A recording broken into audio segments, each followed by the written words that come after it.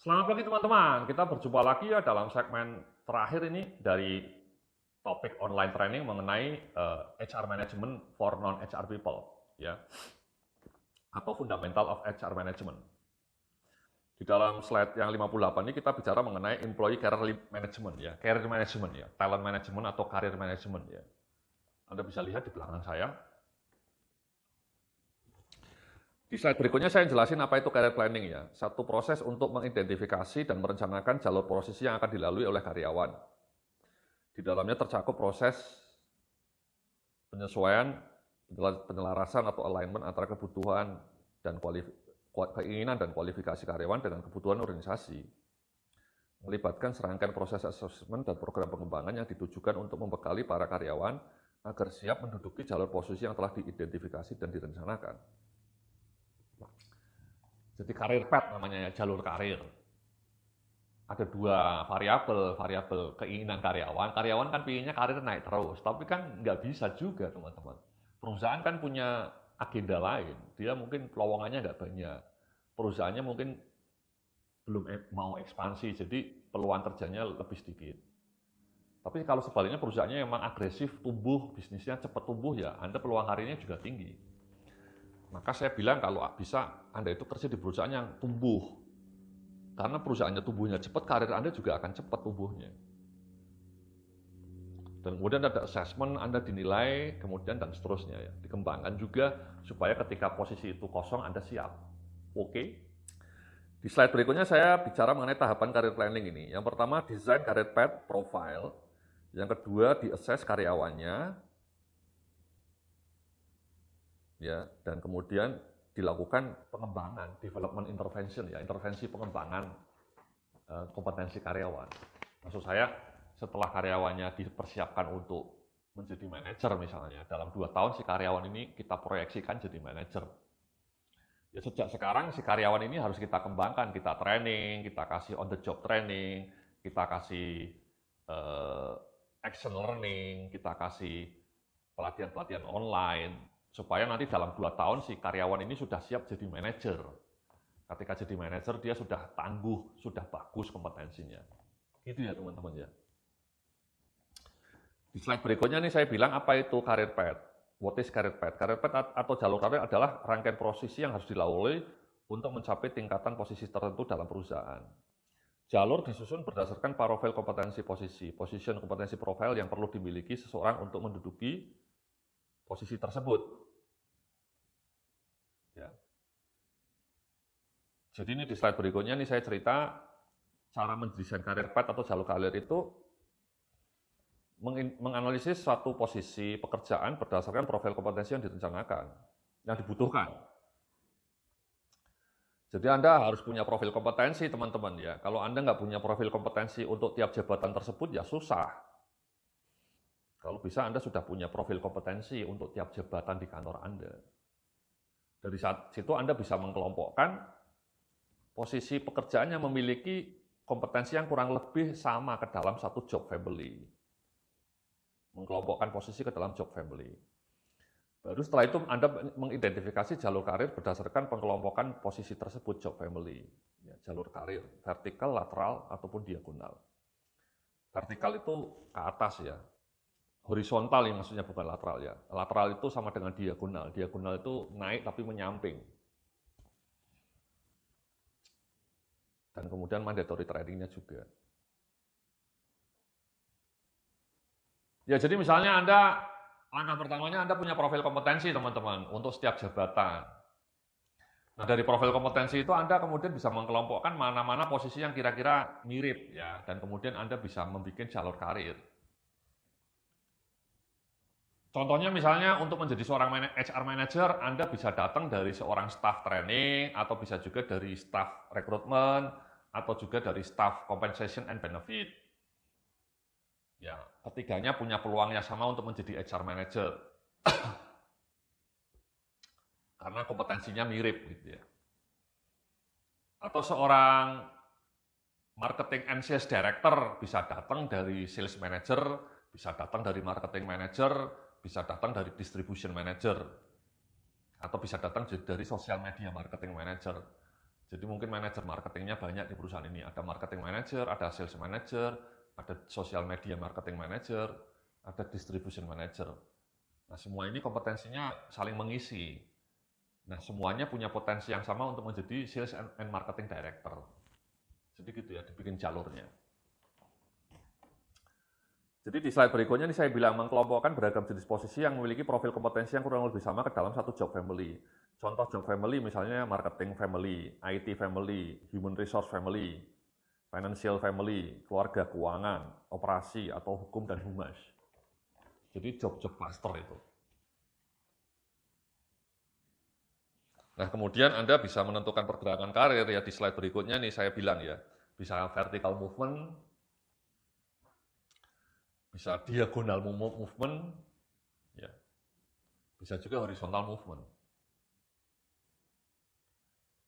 Ada beberapa perusahaan yang sangat cair ya, sangat fleksibel ya. Misalnya tadinya marketing manager, atau misalnya tadinya marketing manager bisa berubah jadi HR manager. Ya, karena supaya pengetahuannya juga bisa lengkap. Atau dari HR manager menjadi katakanlah menjadi GE manager. Dari HR menjadi GE itu mungkin masih satu job family. Atau juga yang sering terjadi tadinya orang operation manager menjadi HR manager ya. Jadi misalnya operation supervisor atau asisten manager operation tiba-tiba dipromosikan jadi HR manager. Itu kan namanya diagonal movement. Dia naiknya ke samping, bukan ke atas. Kalau ke atas kan menjadi operation manager. Tadinya asisten manager operation dipromosikan jadi HR manager. Asumsinya sebagai seorang operation dia paham mengenai banyak masalah SDM di kantornya ya. Kan dia operation punya banyak anak buah. Atau production, asisten manager produksi tiba-tiba menjadi HR manager. Itu kan diagonal movement. Gitu ya teman-teman ya. Nah di slide berikutnya ini saya bicara mengenai mengakses kebutuhan karir karyawan ya. Jadi kebutuhan karir karyawannya seperti apa dibandingkan dengan kebutuhan karir perusahaan. Makanya match nggak? Kemudian ada development intervention, ya. Jadi misalnya yang pertama di slide berikutnya ini proses penyelarasan kebutuhan karir karyawan dengan kebutuhan organisasi dilakukan dengan mengidentifikasi dua elemen utama. Yang pertama diidentifikasi minat dan aspirasi karir karyawan. Minat karir karyawan dieksplorasi dengan mengacu pada siklus karir di mana diyakini berada dan occupational interest. Maksud saya karyawannya di-assess, Anda ingin punya karir dalam bidang apa, dalam bidang marketing atau dalam bidang HR.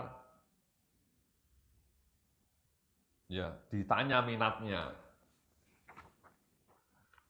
Tapi selain minat karyawannya ya kemudian di-assess juga kebutuhan perusahaan. Ini di slide berikutnya saya bilang, juga diakses level kompetensi karyawan dengan level yang disyaratkan oleh jabatan yang akan dituju dalam rencana karirnya. Dapat diidentifikasi melalui karir history, ya secara karir karyawan, hasil performance appraisal atau hasil assessment center, atau hasil kompetensi based interview, atau hasil 360 degree evaluation. Jadi kompetensi karyawannya dinilai juga, nggak sembarangan dia pengen jadi manajer langsung jadi, ya nggak bisa, dia harus diakses juga dong. Cocok nggak dia jadi manajer, sanggup nggak dia jadi manajer, kompeten nggak dia jadi manajer, gitu kan. Nah dari situ kemudian di slide terakhir ini melakukan pengembangan karyawan. Ya, misalnya karyawannya punya ambisi jadi manajer, tapi dia sekarang masih staff dan kemudian kompetensinya masih belum sesuai dengan kebutuhan menjadi manajer. Performance appraisal-nya, hasil assessment center-nya kurang memadai atau masih butuh pengembangan.